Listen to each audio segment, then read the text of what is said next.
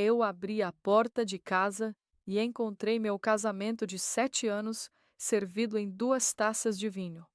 Nenhuma delas era para mim.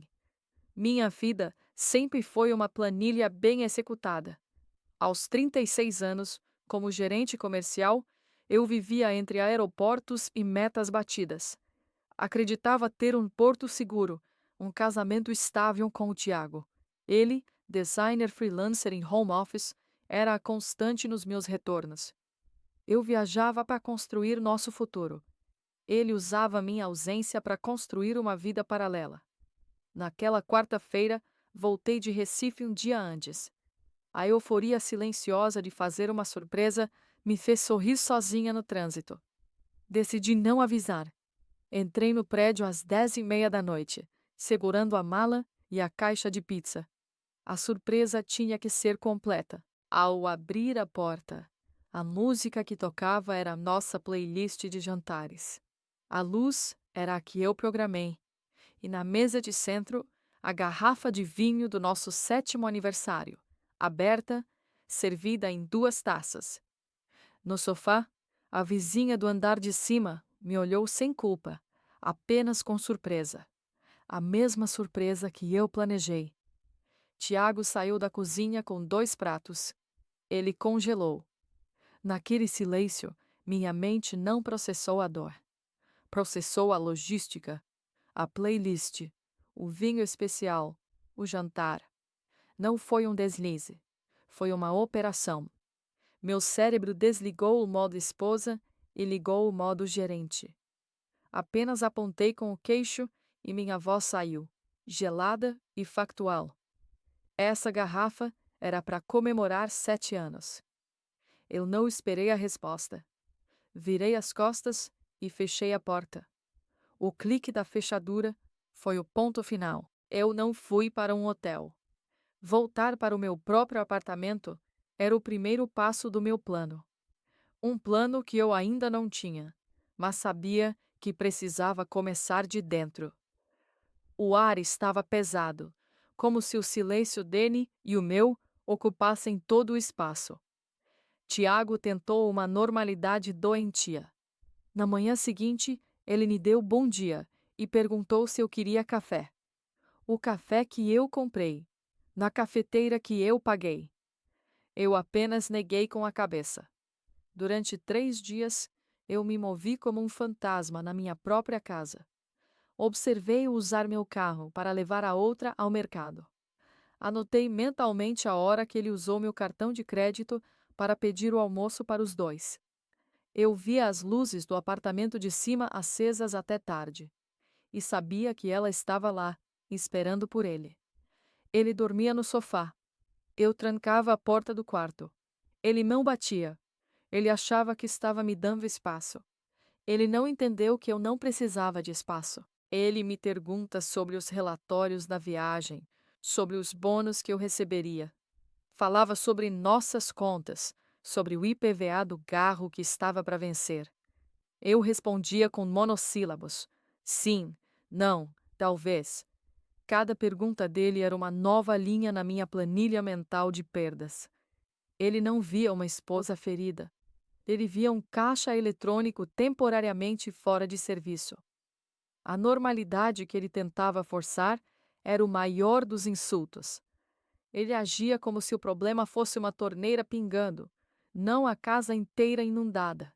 E eu, em silêncio, contava cada gota. O confronto não veio com gritos. Veio em uma terça-feira à noite, na mesa de jantar que eu comprei. Ele sentou na minha frente, com a seriedade de um homem que vai anunciar uma decisão de negócios. E era exatamente isso. Ele me disse que ele e Priscila estavam pensando no futuro, que ela tinha talento para decoração, que ele tinha o design. Eles queriam abrir um pequeno estúdio, um projeto deles. A voz dele era calma, como se estivesse me oferecendo uma oportunidade de investimento. Ele falou em sacrifício. Falou que toda grande mudança exige coragem. E então, ele disse a frase que selou seu destino. A gente estava pensando, se a gente vendesse o apartamento, daria um bom dinheiro para começar. Ele disse agente. Ele se referiu ao meu apartamento no meu nome, pago com o meu trabalho como agente. Ele não estava confessando um erro, estava me apresentando um plano de desvio de patrimônio. Eu não movi um músculo do meu rosto, apenas o encarei. Ele sorriu, um sorriso fraco, esperando minha concordância, meu apoio, minha fraqueza. Ele esperava que eu, a Isabela de sempre, a gerente que resolve tudo, fosse resolver mais essa para ele. E é aqui que eu preciso que você se inscreva no canal, porque o que eu fiz em seguida foi legalmente impecável e moralmente devastador. Me diz nos comentários de onde você está me ouvindo. Eu preciso saber que não estou sozinha nessa história.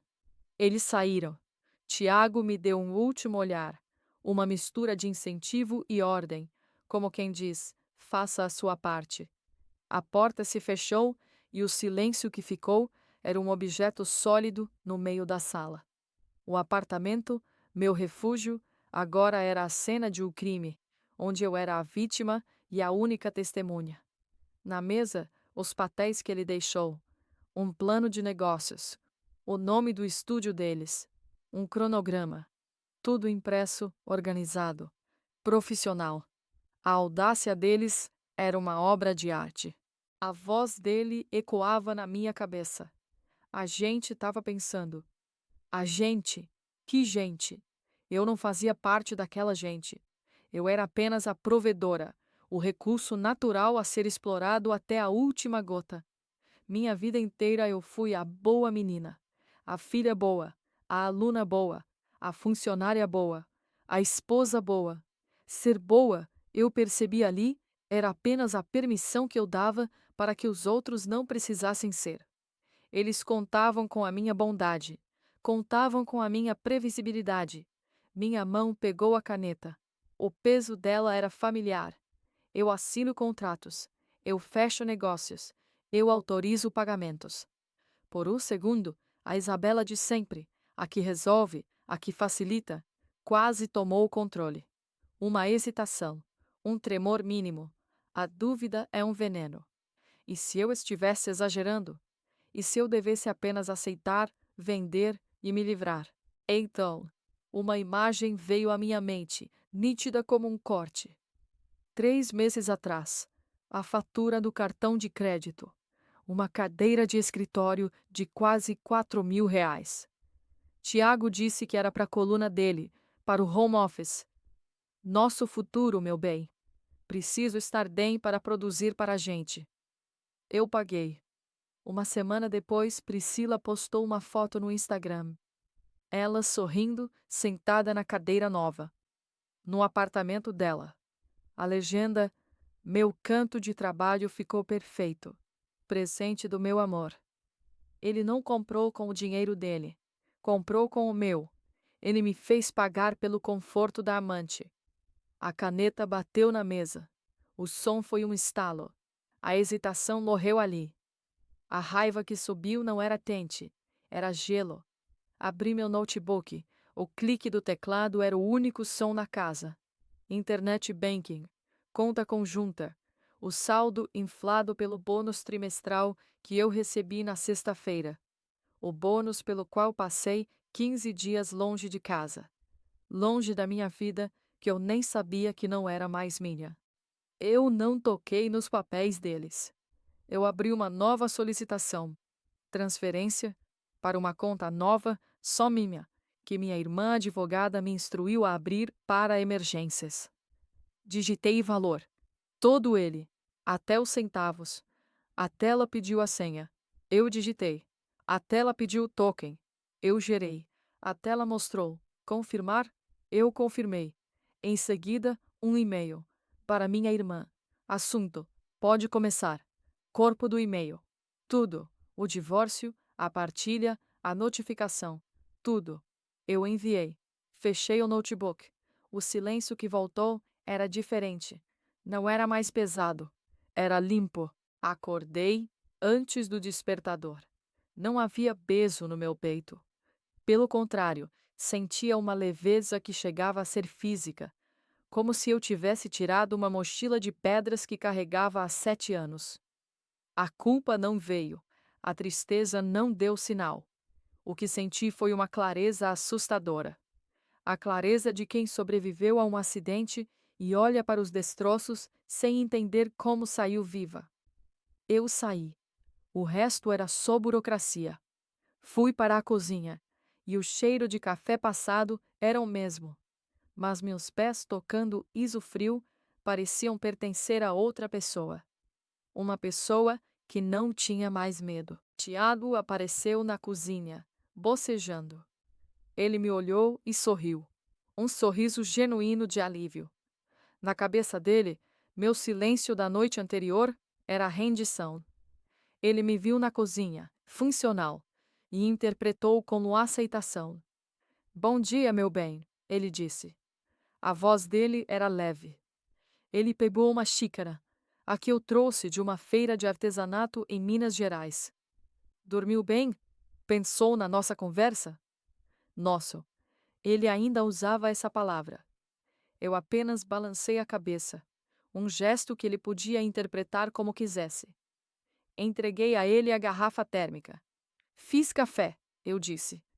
Minha voz era neutra, a mesma que eu usava em reuniões para apresentar resultados. Ele me agradeceu, feliz. Ele achou que eu tinha dobrado. Ele não sabia que eu tinha quebrado. O dia passou em uma névoa de normalidade fabricada. Ele passou horas no telefone, animado, falando com fornecedores, com o contador. Eu ouvia pedaços das conversas dele. Sim, o capital inicial nós já temos, ele dizia com orgulho. Eu estava na sala, respondendo e-mails de trabalho. E cada frase dele era como uma música distante. Um barulho de fundo na minha nova vida. Ele e Priscila trocaram mensagens o dia todo. Eu via as notificações no celular dele, que ele deixou na mesa sem qualquer preocupação. O nome dela piscava, e eu não sentia nada. Absolutamente nada. Era como olhar o extrato de um banco que não era mais o meu. À noite, ele se sentou ao meu lado no sofá. Estava eufórico. Mostrou-me um rascunho do logo que ele tinha desenhado para o estúdio. Priscila amou. O que você acha? Era um desenho minimalista. Duas formas abstratas se unindo.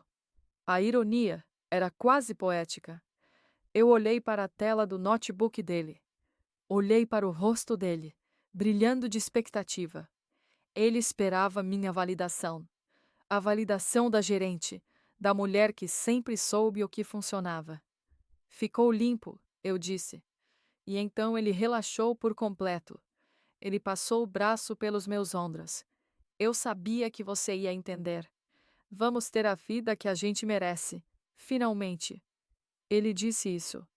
E eu, pela primeira vez naquele dia, olhei diretamente nos olhos dele. E sorri. E sorriso pequeno, contido. Ele sorriu de volta, achando que era cumplicidade. Não era. Era um epitáfio. Naquele exato momento, meu celular vibrou sobre a mesa. Uma mensagem curta da minha irmã. Oficial de justiça a caminho. Amanhã, às 9 horas. Eu peguei meu celular e o guardei. A vida que ele merecia estava chegando. O convite para o jantar na casa de amigos em comum chegou na quinta-feira. Era o aniversário de Cláudia e seria um evento pequeno. Minha primeira reação foi inventar uma desculpa. Trabalho, cansaço, qualquer coisa. Mas Tiago me olhou com aquela sinceridade que agora me parecia uma fantasia. Vamos, meu bem. Vai ser bom para você distrair. E a gente aproveita e conta a novidade para eles. A novidade. O estúdio. Ele me usaria como um selo de aprovação na frente de todos. Eu aceitei. O perigo daquela noite era um desafio que eu queria enfrentar. Eu precisava saber se conseguiria sustentar a mentira. Chegamos lá e a noite era exatamente o que eu esperava. Um teatro. Sorrisos, abraços Pergunta sobre minha última viagem. Tiago era o centro das atenções. Com uma taça de vinho na mão, ele contava sobre o nosso novo projeto. Ele usava a palavra nosso como se fosse um escudo. Eu estava ao lado dele, um acessório sorridente. A cada elogio que ele recebia, eu sentia um calafrio. Eles não sabiam que estavam aplaudindo um ladrão. Em um momento, Marcos, o marido de Cláudia, que é advogado, virou-se para Tiago. Que maravilha, cara! Mas e a parte chata? Já estão vendo a documentação da empresa, contrato social? Tiago deu uma risada. Ainda não, mas já está na hora. Inclusive, Isabela, você já falou com o nosso advogado sobre aqueles documentos que eu te pedi? O mundo parou.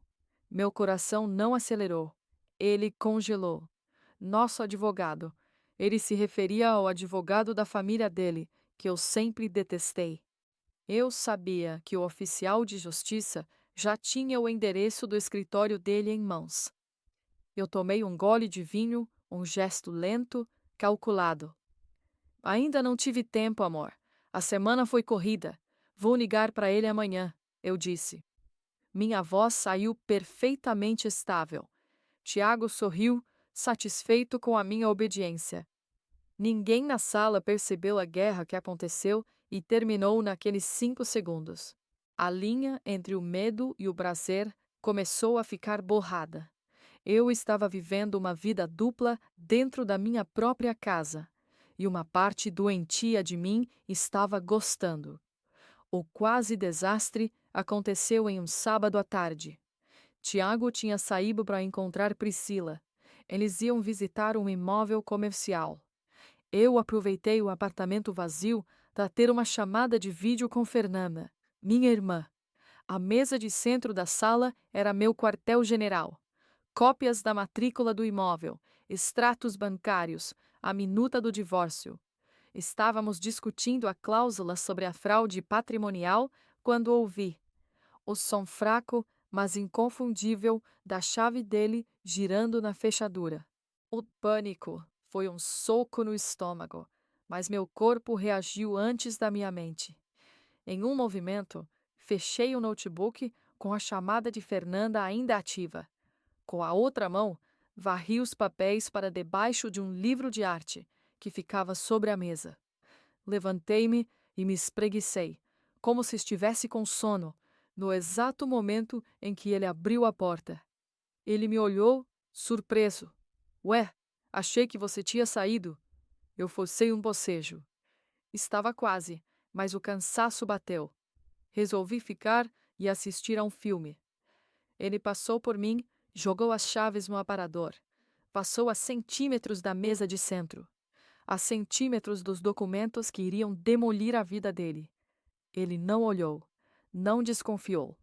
A arrogância dele era meu melhor disfarce. Ele nunca imaginaria que eu, a Isabela previsível, a Isabela que sempre facilitou tudo, estaria orquestrando sua ruína debaixo do seu nariz. Naquela tarde, eu descobri que o prazer de ver a arrogância dele caminhar para o abismo era maior do que qualquer medo que eu pudesse sentir. Ele estava cego, e eu era a escuridão. A segunda-feira chegou, com a pontualidade de uma conta a pagar. A calmaria dos últimos dias era apenas o ar que o furacão suga antes de destruir a costa. Tiago acordou assobiando.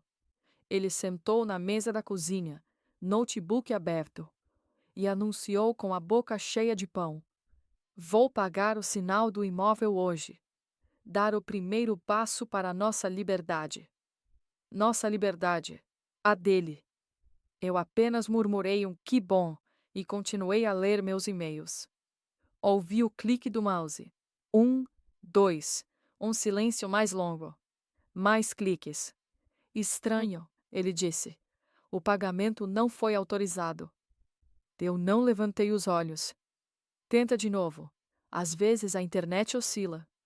Ele tentou. A testa dele começou a franzir. Não é a internet. Vou entrar no aplicativo. Seus dedos dançaram no teclado. Ele parou. Senha inválida, mas eu nunca mudo a senha. Ele tentou mais uma vez, e outra. O suor começou a brilhar na sua testa. Que inferno! Bloquearam minha conta. Ele se levantou, andando de um lado para o outro. A confiança dele estava se esfarelando, grão por grão. Então ele parou na minha frente. A voz baixa, perigosa. Isabela, o seu bônus. Ele entrou na cesta, não entrou? Meu sangue gelou. Era a pergunta. A única pergunta que importava. Eu finalmente o encarei. Forcei a mais calma das expressões. E menti com precisão de um cirurgião. Claro que entrou, Tiago. Por quê? Tá achando que o dinheiro não está lá? Minha voz não tremeu. Foi uma obra-prima de controle. Ele recuou um passo, confuso com a minha firmeza. A semente da dúvida, a verdadeira dúvida, sobre mim, foi plantada naquele exato segundo. A Guerra Fria durou 3 horas. Ele no telefone, em voz baixa, no escritório. Eu na sala, fingindo trabalhar. A mãe dele me ligou. Isabela, o que está acontecendo? Meu filho está dizendo que vocês foram roubados. A voz dela era uma acusação. Não fomos roubados, sogra. Deve ser um problema no sistema do banco. Já pedi para ele ir até a agência resolver. Respondi. Minha voz um veludo polido. Desliguei antes que ela pudesse continuar. 20 minutos depois, Tiago saiu do escritório. O rosto dele era uma máscara de incredulidade e fúria. Ele não disse nada. Apenas caminhou até mim e colocou o celular na mesa de centro. Na tela, um e-mail, do gerente do banco, lido em voz alta pela voz robótica do aplicativo de acessibilidade que ele usava às vezes. Prezado Sr. Tiago, conforme solicitado, informo que o saldo da conta conjunta foi zerado via transferência eletrônica na noite da última sexta-feira. A transação foi autenticada com o token e a senha da titular. Isabela Dumont Rocha, para uma conta de mesma titularidade. A voz robótica terminou a frase no silêncio mortal da sala. Ele me olhou. O homem que eu conheci por 7 anos desapareceu. No lugar dele, um estranho, cujos olhos me prometiam o inferno. E foi nesse exato momento, como se regido por uma orquestra divina, que a campainha tocou. Não era uma visita, era uma notificação.